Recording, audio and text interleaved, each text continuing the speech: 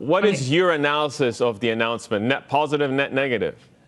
Look, this has got to be seen as a good thing. Okay, I understand there's going to be some short-term effects, obviously, on corporate cash flows.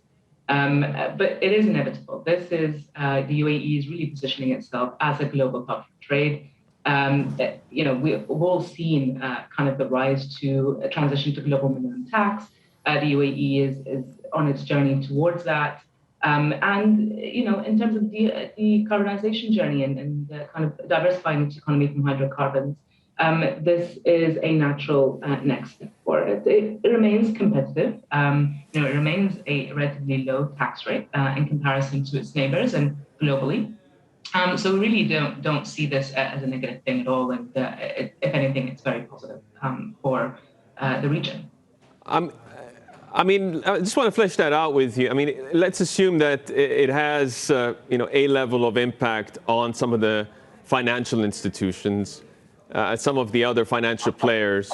Could that ripple through your ability to secure or raise interest from the UAE for deployment abroad? Look, investment, I think especially after the pandemic, the UAE in particular has really positioned itself as a global hub. And I do think that I don't believe that will impact its ability to attract investments. You've seen many initiatives around sort of development of the capital markets and making sure that it continues to attract foreign direct investments. And I think many of the multinationals are based here. And many of we have seen the growth of the private sector as well. So I don't see that as being sort of having a negative impact at all, at least in the long run. Okay, well, let's break down some of the themes that are in focus as you discuss investment strategies with clients. One of the highlights being ESG, and I know this has been a priority for you for some time. Bloomberg Intelligence has put together the numbers in terms of the flows into ESG-themed ETFs, and kind of want to get your take on how this is going to evolve in 2022. Yeah, look, I think on your show a couple of weeks ago, you had Catherine Lopez, our sort of leader in ESG, talk about this. It is all about ESG for us. I know this has been talked about a lot, but we are continuing to see momentum in that space, but really in particular about implementation in strategies. So as you've alluded to, really trying to make sure that this is part and parcel of investor decision-making processes, that this is integrated into their asset allocation, and trying to understand, this region, of course, faces that dichotomy of being a hydrocarbon-based economy. But I do think that this global trend is impacting how investors here in the Middle East are considering ESG. And I think it is not a passing phase, and it's kind of linking it back into the kind of thematic rise of ETFs as a very cheap and accessible vehicle to invest in either ESG, but lots of other strategies. We have seen the rise of ETFs globally, but also in this region.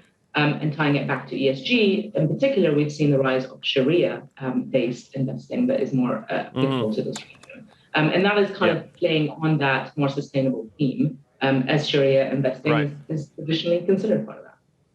I mean, I was going to follow up on that, Zainab, and I look at, the Invesco, Islamic finance, sustainable finance. It has a fancy name, but in any case, it is your ETF that deals with, Islamic standards in asset allocation, and that's kind of underperformed some of the benchmarks. How do you close that gap? I mean, not just the gap in terms of the performance, but also the gap in terms of making big strides in securing inflow? Look, I think if you look at the long-term performance, actually, the index, so this ETF follows an index. If you look at the long-term performance, it's actually outperformed the traditional indices by nature of excluding certain stocks. I do think that Sharia is a very specific sort of segment of ESG, of course, because it has certain standards around either leverage levels or, as you know, excluding certain sectors. But it does tie into that theme of ESG. And, this is part and parcel of the wider theme of, kind of talking about that research of, are you going to sacrifice growth in return because you're doing good? Absolutely not. I think the research really moved on, and Sharia is part of that overall trend over the long term. So we're very positive that this will continue to play out for investors. And this markets like Saudi, Qatar, Kuwait, and the rest of this region are sort of natural buyers of this. What are you hearing from some of the major investors that work with you around the Fed's tightening path for this year? Whether it's 4 or 5 or maybe even 6 rate hikes, depends who you ask. But that's going to trickle through to the Gulf. That means tighter conditions in the Gulf because of the peg against the US dollar. How big a source of anxiety is that?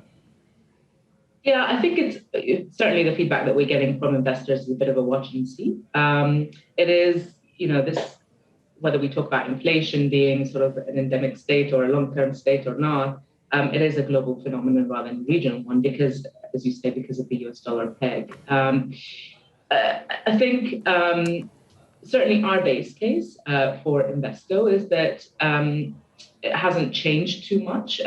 Sort of the idea that 2022 is going to be a year of transition to more normal conditions.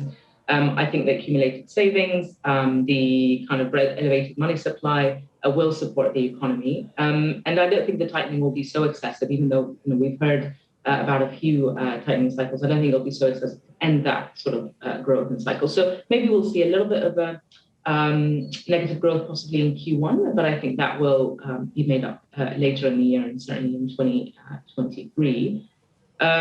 We favor probably more emerging markets as well as the US, so US probably X other developed markets. And on the equity side, probably more on the defensive side, more on the quality side of things. And we probably will continue to see that sort of higher volatility going forward. But it's become the new normal, right, for investors. Right.